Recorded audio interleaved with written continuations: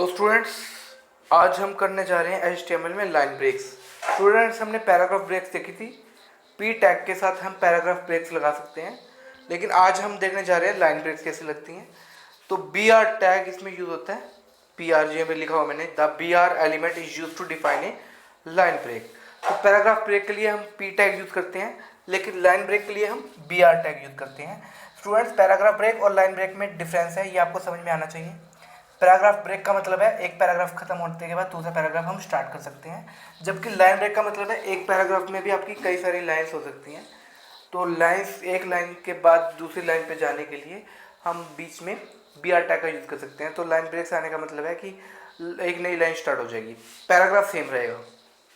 ठीक है, जैसे ये स्टूडेंट नीचे एग्जाम्पल लिख रहा है, P title is equal to paragraph break. Title तो हमने पीछे पढ़ा था ना, टूल टिप्स के लिए होता है ये। तो खैर, आप इतना इसको टाइटल को यहाँ पे एट्रीब्यूट को छोड़ भी सकते हो।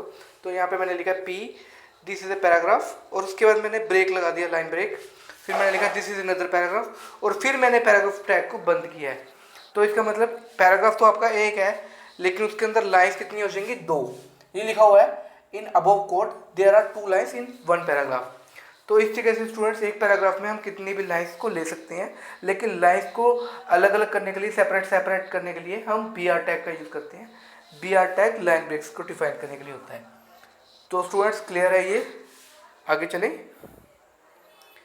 Next, HTML pre element, PRE tag होता है ये स्टूडेंट्स, और इसको हम प्री फॉर्मेटेड टैग बोलते हैं।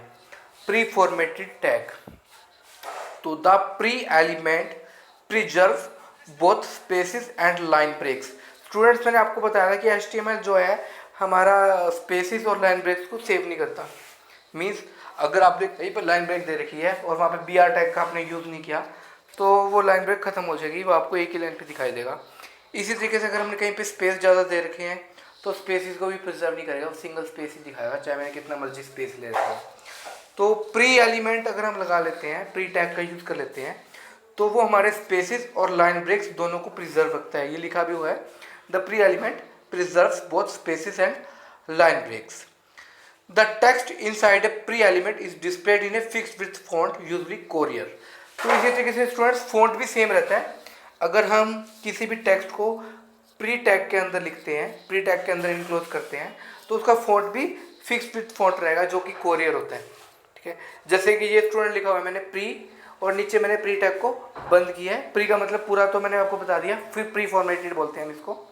इसमें मैंने लिखा this is my first line, और मैंने यहाँ पे कोई BR टैग का यूज़ नहीं किया लाइन ब्रेक के लिए।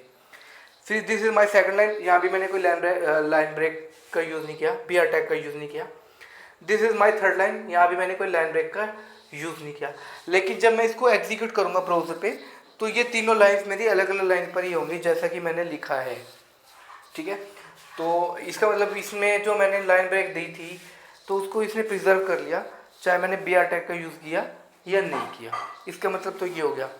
तो इस तरीके से स्टूडेंट, हम प्री फॉर्मेटेड टैग का यूज़ कर सकते हैं, जहाँ पे हमें ज़्यादा लाइन ब्रेक्स लेनी पड़ती हैं, और गलती से हमें ये लगता है कि कहीं पे लाइन ब्रेक छूट ना जाए, तो हम वहाँ पे प्री फॉर्मेटेड टैग का यूज़ कर सकते हैं। क्लियर है स्टूडेंट्स? कोई दिक्कत हो, परेशानी हो, तो मुझे कमेंट करके आप पूछ सकते हो। नेक्स्ट है HTML टेक्स्ट फॉर्मेटिंग। हम अपने HTML में टेक्स्ट फॉर्मेटिंग भी कर सकते हैं। टेक्स्ट फॉर्मेटिंग में आपको पता है बहुत सारी चीज़ें होती हैं। हम फ़ॉन्ट कलर चेंज कर सकते हैं, फ़ॉन्ट स्टाइल्स चेंज कर सकते हैं, फ़ॉन्ट फेसेस चेंज कर सकते हैं, बोल्ड कर सकते हैं, इटैलिक, अंडरलाइन, ऐसे बहुत सारे फॉर्मेटिंग हमारे पास होती है। तो उनके बारे में हम यहाँ पर पढ़ेंगे। HTML टेक्स्ट फॉर्मेटिंग के बारे में हम यहाँ पर पढ़ रहे हैं कि HTML टेक्स्ट फॉर्मेटिंग होती क्या है। तो बहुत ही इंपॉर्टेंट कमांड है स्टूडेंट्स, बी को मैंने क्लोज भी किया है, बीच में कंटेंट्स आ जाएंगे, क्योंकि ये सारे कंटेनर टैग्स हैं। हमने पीछे BR टैग पढ़ा था, BR, HR, P, वो हमारे एम्प्टी टैग थे, जबकि यहाँ पे हम जो B टैग पढ़ रहे हैं, B का मतलब है बोल्ड करने के लिए, और हम B टैग की जगह स्ट्रॉन्ग टैग को भी यूज़ कर सकते हैं। तो B और स्ट्रॉन्ग टैग दोनों ही कंटेनर टैग हैं, और दोनों ही हमारे टेक्स्ट को बोल्ड करने का काम करते हैं। चाहे वहाँ पे मैं B टैग का यूज़ करूँ या मैं वहाँ पे स्ट्रॉन्ग टैग का यूज़ करूँ, दोनों ही टैग बोल्ड करने का काम करेंगे। इसी तरीके से स्टूडेंट्स, I इटैलिक करने के लिए, और EM का मतलब होता है एम्फेसाइज्ड। ये लिखा हुआ नीचे, EM स्टैंड्स फॉर एम्फेसाइज्ड। तो दोनों ही, चाहे मैं आई का यूज़ करूँ, आई टैग का यूज़ करूँ, या मैं ई एम टैग का यूज़ करूँ, दोनों ही मेरे टेक्स्ट को इटैलिक बना देंगे। ठीक है, इसी तरीके से स्टूडेंट्स है मार्क। मार्क को मैंने ओपन भी कर रखा है, क्लोज भी कर रखा है, मतलब स्टार्ट टैग भी है इसका, एंड टैग भी है। आपके कंटेंट्स इसके बीच में आ जाएंगे, और जो भी कंटेंट इसके बीच में लेंगे उस टेक्स्ट को ये अलग से मार्क्ड या हाईलाइटेड कर देगा, मतलब उसका बैकग्राउंड कलर आप देखोगे अलग से चेंज हो जाएगा। चाहे स्क्रीन में बैकग्राउंड कलर कुछ भी हो, वाइट है मान लो, लेकिन ये अलग से हाईलाइट कर देगा। जैसे हम एम एस वर्ड में करते हैं ना, पर्टिकुलर पैराग्राफ को मैं हाईलाइट कर देता हूँ, मतलब उसको सेलेक्ट करके हम उसका बैकग्राउंड कलर चेंज कर देते हैं, जिसे हम हाईलाइट कलर भी बोलते हैं। तो वो काम हम मार्क टैग से यहाँ पे कर सकते हैं। यहाँ पे हम अपने हिसाब से कलर तो चेंज नहीं कर सकते, कलर तो ये अपने आप लेगा बाय डिफ़ॉल्ट जो भी कलर लेगा, लेकिन हम मार्क टैग का यूज़ कर सकते हैं अपने किसी पर्टिकुलर पैराग्राफ, टेक्स्ट या वर्ड्स को हाईलाइटेड या मार्क करने के लिए। नेक्स्ट है स्टूडेंट स्मॉल। स्मॉल की तरह बिग टैग भी होता है स्टूडेंट्स, ये ध्यान रखना। जैसे मैंने यहाँ पे स्मॉल टैग का यूज़ किया है, ऐसे ही एक बिग टैग भी होता है। तो बिग टैग क्या करता है, फॉन्ट्स को थोड़ा सा, टेक्स्ट को थोड़ा बड़ा कर देता है, और स्मॉल टैग टेक्स्ट को थोड़ा स्मॉलर कर देता है, मतलब जो इस टाइम पे टेक्स्ट है मेरा, उससे भी साइज थोड़ा सा छोटा हो जाएगा। तो ये क्या करेगा, स्मॉलर टेक्स्ट करेगा। मतलब स्मॉल टैग का यूज़ करके हम टेक्स्ट को पहले से स्मॉलर कर सकते हैं। इसी तरीके से बिग टैग का यूज़ करके हम पहले से टेक्स्ट को बिगर कर सकते हैं। ठीक है स्टूडेंट्स। नेक्स्ट है डेल। डेल की जगह हम स्ट्राइक भी यूज़ कर सकते हैं, STRIKE स्ट्राइक, और हम सिंपली S भी यूज़ कर सकते हैं। तो स्टूडेंट्स डेल का मतलब होता है डिलीट, डिलीट के लिए ये, और स्ट्राइक का मतलब है स्ट्राइक थ्रू। आपने देखा होगा, अगर हम MS वर्ड की बात करें, कहीं भी बात करें, स्ट्राइक थ्रू का मतलब क्या होता है कि आपका कोई वर्ड है, कोई पर्टिकुलर न्यूमेरिक वैल्यू है, आप देखते हो कि उसके बीच, उसने बीच में से उसको काट दिया। जैसे आप कई बार होटल्स रेस्टोरेंट्स में भी जाते हो, तो प्राइस लिखा होता है किसी चीज़ का, या किसी चीज़ का प्राइस टैग होता है, उसको काट के दूसरा प्राइस लिखा होता है, तो वो जो काट देते हैं, वो काटने का जो प्रोसीजर है उसको हम बोलते हैं स्ट्राइक थ्रू। तो हम डिलीट कमांड का भी यूज़ कर सकते हैं, स्ट्राइक और S का भी यूज़ कर सकते हैं। तो ये क्या करेगा, आपके जो भी टेक्स्ट है उसको बीच में से कटा हुआ दिखाई डिस्प्ले करेगा। ठीक है। नेक्स्ट है, आपने ये कमांड्स करके देखनी है, मैं नेक्स्ट प्रोग्राम भी आपको एग्जांपल भी बताऊंगा कि कैसे हमने यूज़ किया है। नेक्स्ट है INS है इंसर्शन के लिए, इंसर्शन के लिए टैग है ये, और इसकी जगह हम U टैग का भी यूज़ कर सकते हैं। U का मतलब है अंडरलाइन। तो हम, अगर आपने किसी टेक्स्ट को मुझे इंसर्टेड दिखाना है या अंडरलाइन दिखाना है, तो हम इन टैग्स का यूज़ कर सकते हैं।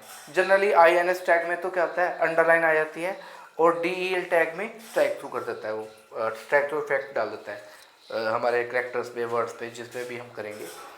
नेक्स्ट है सब टैग। सब टैग स्टूडेंट्स होता है सबस्क्रिप्टिंग के लिए। सब टैग होता है सबस्क्रिप्टिंग के लिए। आपने देखा होगा कई बार, जैसे वाटर का फॉर्मूला होता है, कैसे लिखते हैं हम, H2O। H हम ऊपर लिखते हैं, 2 बेस लाइन से नीचे आ जाता है और स्मॉल हो जाता है, और उसके बाद हम O लिखते हैं, O वैसा का वैसा रहता है जैसे कि हमारा H था। तो वो जो बेस लाइन से नीचे हमारा 2 लिखा है हमने और स्मॉल लेटर्स में लिखा है, वो सबस्क्रिप्टिंग के कारण हुआ है।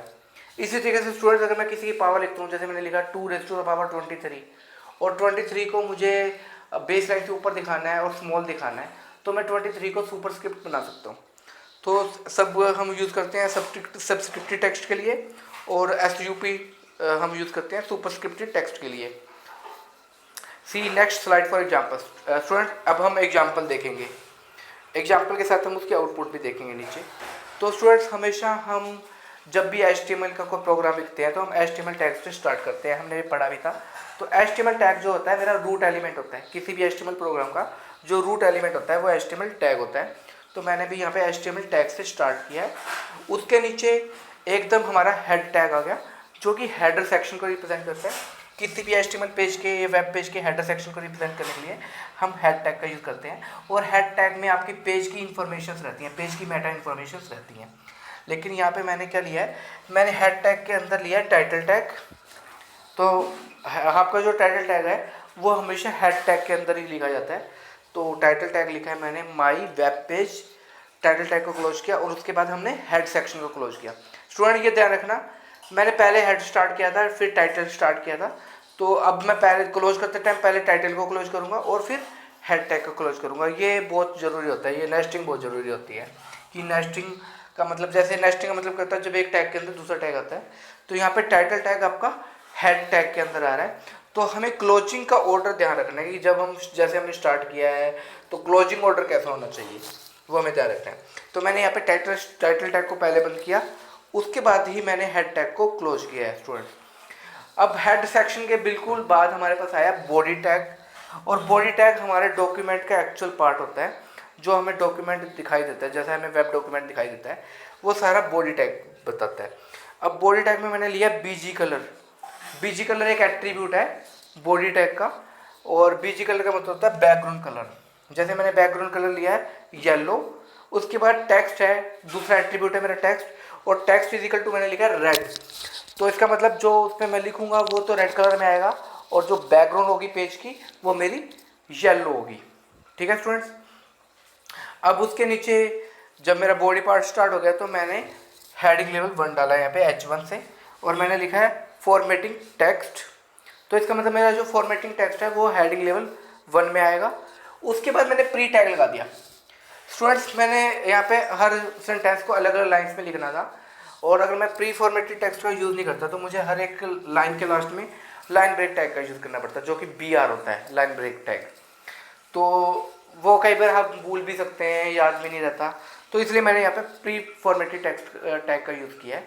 आप इससे देख भी सकते हो कि कैसे प्री फॉर्मेटेड टैग हमारा यूज़ होता है, और सारी इफेक्ट्स भी देख सकते हो, अलग अलग स्टाइल्स भी देख सकते हो। तो यहाँ पे मैंने प्री फॉर्मेटेड टैग का यूज़ किया है, और उसमें मैंने सबसे पहले लिया है बी मैंने किस लिए यूज़ किया था स्टूडेंट्स? बी टैग किस लिए यूज़ किया था हमने? बोल्ड करने के लिए। तो मैंने लिखा है दिस टेक्स्ट इज बोल्ड। आगे स्ट्रॉन्ग टैग है, स्ट्रॉन्ग टैग में लिखा है दिस टेक्स्ट इज स्ट्रॉन्ग, और देखो मैंने ओपन भी किया है तो क्लोज भी किया है। और हमेशा ध्यान रखना आपका जो भी पैराग्राफ हो, जैसा भी पैराग्राफ हो, या कोई भी वर्ड हो, सेंटेंस हो, लेटर्स हो, वो आपके मतलब बी टैग के अंदर या स्ट्रॉन्ग टैग को के अंदर आने चाहिए, तभी वो इफेक्ट उस पर डालेगा, बाकी किसी लाइन पे वो इफेक्ट नहीं आएगा।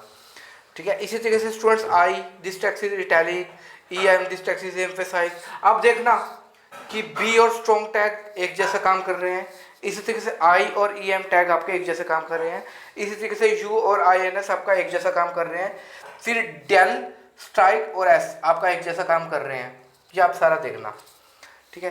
तो नेक्स्ट है you this text is underline, आपके टेक्स्ट को अंडरलाइन दिखा देगा यहाँ पे। INS this text is inserted. ठीक है, उसमें आपका टेक्स्ट को इंसर्शन में दिखाएगा, लेकिन आप ध्यान से देखोगे तो अंडरलाइन और INS में कोई ज़्यादा फर्क नहीं है, एक जैसा इफेक्ट दिखाई देंगे आपको।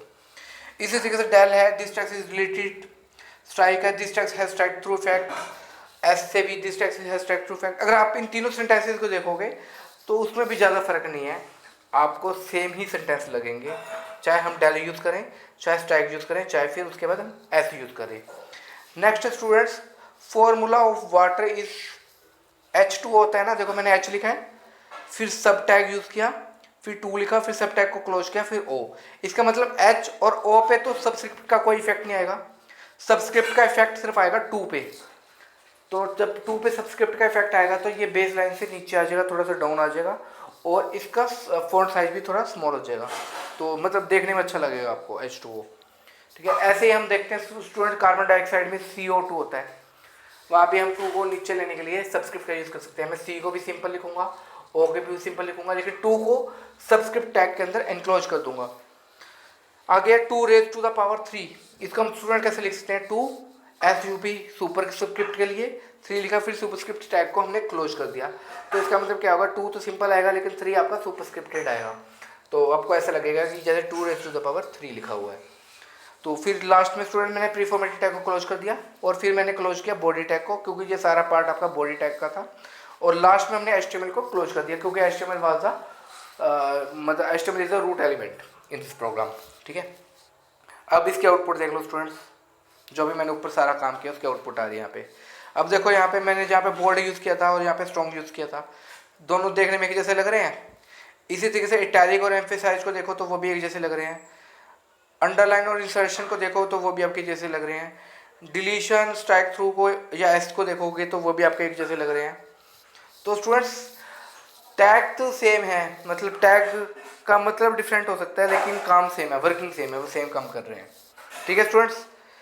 नेक्स्ट बहुत ही इंपॉर्टेंट है, फॉन्ट्स को चेंज करना। कई बार की होता है कि हमने जो फ़ॉन्ट्स पे काम किया है वो हमें ब्राउज़र पे जब हम रन करके देख रहे हैं तो हमें ये लगता है कि ये फ़ॉन्ट्स अच्छे नहीं है, ये फ़ॉन्ट्स पसंद नहीं आ रहे, तो हम फ़ॉन्ट्स को भी चेंज कर सकते हैं। फ़ॉन्ट्स को चेंज करने के लिए हम फ़ॉन्ट टैग का यूज़ करते हैं, बहुत ही इंपॉर्टेंट टैग है। The font element is use to change the character formatting like font face, हम फॉन्ट फेस चेंज कर सकते हैं, फॉन्ट का साइज चेंज कर सकते हैं एंड फॉन्ट कलर, फॉन्ट का कलर भी चेंज कर सकते हैं। अब जैसे स्टूडेंट मैंने पिछले प्रोग्राम में लिया था, बॉडी के साथ मैंने BG colour is equal to yellow लिखा और टेक्स्ट इजिकल टू रेड लिखा, तो बाय डिफॉल्ट तो पूरे बाय डिफॉल्ट उसका सारा बैकग्राउंड येलो था और जो भी मैंने उस पर लिखा होता वो सारा रेड कलर था। लेकिन ऐसा भी तो हो सकता है कि particular paragraph, particular word, particular line मुझे अलग कलर्स में चाहिए या अलग फॉन्ट्स में चाहिए या अलग फॉन्ट साइज में चाहिए, तो उसके लिए बहुत ही बड़ा इंपॉर्टेंट टैग है फॉन्ट टैग। तो कैसे यूज़ होता है स्टूडेंट्स, ये देखो मैंने लिखा font face is equal to Verdana, Verdana font को मैं यहाँ पे यूज़ कर रहा हूँ। Colour is equal to blue, मतलब जो भी मैं इसके अंदर लिखूंगा फॉन्ट टैग में उसका कलर ब्लू आएगा। और साइज इज इक्वल टू मैंने लिखा 4। स्टूडेंट आपको एक चीज़ और बता दूँ, साइज हम ले सकते हैं 1 से लेकर 7 तक, कुछ भी साइज ले सकते हैं 1 से लेकर 7 तक। जैसे हम हेडिंग लेवल देते थे ना 1 से लेकर 6 तक, वैसे ही हम फॉन्ट का साइज यहाँ पे 1 से लेकर 7 तक ले सकते हैं। फिर मैंने इसमें लिखा हेलो और फॉन्ट टैग को क्लोज कर दिया, तो इसमें जो मेरा कंटेंट टेक्स्ट है वो तो हेलो है ना, तो हेलो का ही फेस फॉन्ट फेस वर्दाना आएगा, कलर ब्लू होगा और इसका साइज 4 हो जाएगा। बाकी किसी दूसरे टेक्स्ट पे या पैराग्राफ पे कोई इफेक्ट इसका नहीं पड़ेगा। कई स्टूडेंट्स का कंफ्यूजन हो सकता है कि क्या हमें सारे के सारे एट्रीब्यूट यूज़ करने पड़ेंगे, तो मैं कहता हूँ नहीं, हमें सारे एट्रीब्यूट्स यूज़ करने की ज़रूरत नहीं है। जैसे मैंने ऊपर भी बॉडी के साथ बीजी कलर यूज़ किया था, फिर टेक्स्ट यूज़ किया था, मैं चाहता तो टेक्स्ट को नहीं यूज़ करता, उस केस में मेरा बाय डिफ़ॉल्ट जो फोरग्राउंड कलर आता जो मैंने लिखा था वो सारा मेरा ब्लैक होता, मतलब येलो के ऊपर ब्लैक होता। तो ऐसा कोई ज़रूरी नहीं है कि आपको सारे एट्रीब्यूट यूज़ करने हैं, लेकिन कोई कोई एट्रीब्यूट बहुत ही ज़्यादा ज़रूरी हो जाता है। तो यहाँ पर फ़ॉन्ट के साथ आप फ़ॉन्ट टैग यूज़ कर रहे हो, मान लो मैं फ़ॉन्ट का फेस नहीं बदलना चाहता तो मैं इसको छोड़ सकता हूँ, मैं सिंपली क्या लिखूँगा फ़ॉन्ट फिर स्पेस देके colour is equal to blue. अगर मैं साइज भी छोड़ना चाहता हूँ तो क्या लिखूँगा फ़ॉन्ट स्पेस देके colour is equal to blue, बस बंद कर दूंगा उसके बाद और हेलो लिख दूंगा जो भी है। तो इन तीनों में से आप कोई भी पर्टिकुलर एट्रीब्यूट को यूज़ कर सकते हो, लेकिन एक एट्रीब्यूट आपको यूज़ करना पड़ेगा। आप तीनों को भी कर सकते हो, मैक्सिमम तीनों को और मिनिमम एक को कर सकते हो। तो इस तरीके से हम फॉन्ट टैग का यूज़ कर सकते हैं। नेक्स्ट स्टूडेंट्स है HTML block quote element. HTML block quote element, अगर स्टूडेंट्स ज़्यादा हो रहा है, आपको कोई प्रोग्राम बना के देखना है, तो मैं इस वीडियो को भी यहीं पे ऑफ कर रहा हूँ, ठीक है। तो आपको पहले इस पर प्रैक्टिस करनी है, मैं नेक्स्ट वीडियो आपको नेक्स्ट लेसन में बताता हूँ, नेक्स्ट लेक्चर में बताता हूँ, नेक्स्ट वीडियो जो बनाऊँगा नेक्स्ट लेक्चर के लिए, तब आप उसको देखना। लेकिन यहाँ पे हमने क्या क्या देखा उसको एक बार रिवाइज कर लेते हैं। तो हमने स्टूडेंट्स यहाँ पे इस वीडियो में स्टार्ट किया था लाइन ब्रेक से, लाइन ब्रेक कैसे यूज जाती है, BR टैग का यूज़ करके हम लाइन ब्रेक देते हैं। तो एक पैराग्राफ में कितनी भी लाइन्स हो सकती हैं आपकी, वो हमने देखा था। फिर प्री फॉर्मेटेड टेक्स्ट को हम कैसे यूज़ करते हैं वो मैंने आपको बताया। फिर टेक्स्ट फॉर्मेटिंग से रिलेटेड ये सारे मैंने टैग आपको बताए जो फॉर्मेटिंग में यूज़ होते हैं, जैसे कि बी बोल्ड के लिए, स्ट्रॉन्ग भी बोल्ड करने के लिए, आई इटैलिक के लिए, एम्फेसाइज भी इटैलिक करने के लिए, मार्क हाईलाइटेड या मार्क्ड करने के लिए पर्टिकुलर पैराग्राफ को, टेक्स्ट को, स्मॉल फॉन्ट्स को स्मॉल करने के लिए। इसी तरीके से मैंने बताया था कि बिग टैग भी होता है। डेल, स्ट्राइक और एस तीनों ही स्ट्राइक थ्रू करने के लिए, INS और U दोनों ही अंडरलाइन करने के लिए हैं। सबस्क्रिप्टेड मैंने आपको बताया था कैसे यूज़ होती है, और सुपरस्क्रिप्ट भी मैंने आपको बताया कैसे यूज़ होती है, और ये मैंने एग्जाम्पल भी बताया है। ये एग्जाम्पल स्टूडेंट्स आप चाहो तो क्या कर सकते हो, मेरे इस वीडियो को पॉज करके अपने एक नोटबुक में लेके इस प्रोग्राम को लिख सकते हो और फिर खुद इसको सेव करके इस HTML फाइल को, मान लो इस फाइल को आपने सेव कर दिया xyz.html नाम से, उसके बाद आप इस फाइल को रन कर सकते हो ब्राउज़र के अंदर, जैसे कि मैंने ये रन किया, इस टाइप की आउटपुट आपको मिल जाएगी, ठीक है। और इसी तरीके से स्टूडेंट्स हम फ़ॉन्ट भी चेंज कर सकते हैं, ये मैंने आपको बताया कि कैसे हम फ़ॉन्ट्स वगैरह चेंज कर सकते हैं। तो हम जैसे मैंने font face is equal to Verdana, colour is equal to blue, size is equal to 4, hello वगैरह किया। और स्टूडेंट मैंने आपको एक चीज़ और बताई थी, जब भी हम पैराग्राफ फॉन्ट्स लेते हैं, पैराग्राफ टैग्स का यूज़ करते हैं, जब भी हम, जैसे मैंने P टैग का यूज़ किया, उसमें हम अलाइनमेंट भी सेट कर सकते हैं। अलाइनमेंट के लिए एट्रीब्यूट होता है, जैसे मैंने लिखा P align is equal to, अगर मैं लेफ्ट लिखूंगा तो लेफ्ट अलाइनमेंट आएगी, P align is equal to centre लिखूंगा तो सेंटर अलाइनमेंट आएगी, P align is equal to right लिखूंगा तो राइट अलाइनमेंट आएगी। तो इस तरीके से हम वो चीज़ सेट कर सकते हैं। ब्लॉक कोड एलिमेंट हम नेक्स्ट वीडियो में करते हैं स्टूडेंट्स। मुझे लगा कि ये काफ़ी है, प्रैक्टिस भी तो करनी है आप लोगों ने, तो इसकी प्रैक्टिस कीजिए। नेक्स्ट वीडियो में हम नेक्स्ट टैग के बारे में पढ़ेंगे। Thank you very much. Videos को शेयर, लाइक और सब्सक्राइब करते रहिए। आपका प्यार मिलता रहेगा, मैं और भी अच्छे अच्छे वीडियोस आपके लिए बनाता रहूँगा। धन्यवाद।